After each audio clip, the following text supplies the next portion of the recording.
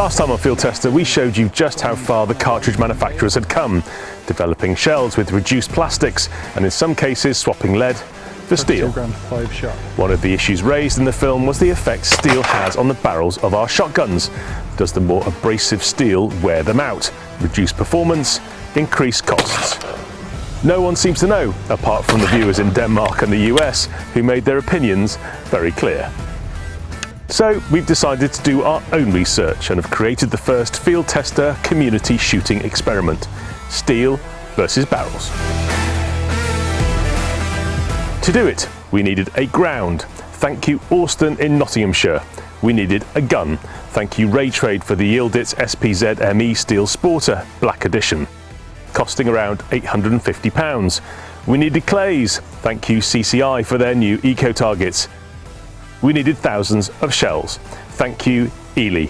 And lastly, we needed shooters. Not so thank you Boris.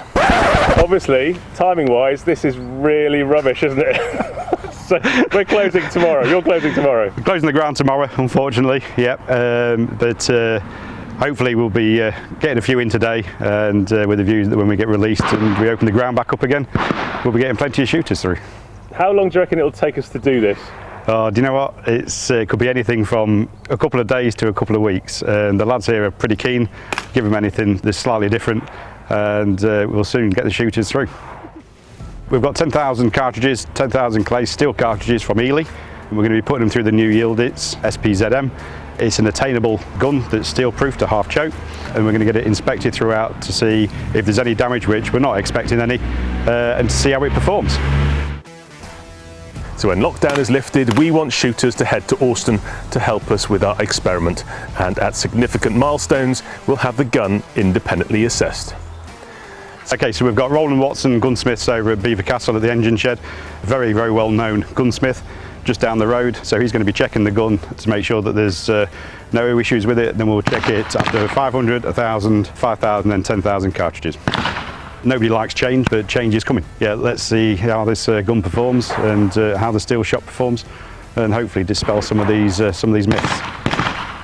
If I had £1 for every time I was asked a question about steel cartridges, well, I'd have, I'm not sure I'd retire, but I'd be a lot richer than I am now, yeah.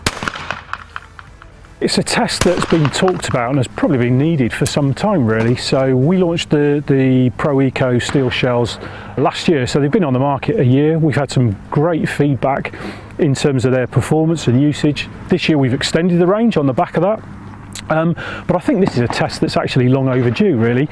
There's a lot of misinformation and maybe misunderstanding around steel and how it performs, so I think this is a really valuable exercise just to debunk some of those misconceptions perhaps in terms of what steel can and can't do. This isn't about lead versus steel at all, it's more about helping people's wider understanding, hence the reason we're keen to get involved.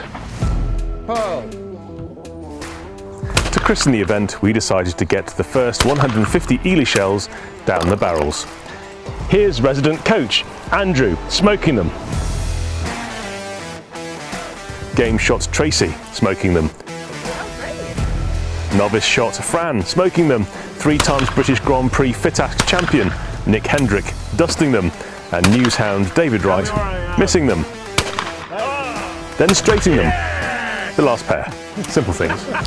So when lockdown is lifted, please get stuck in.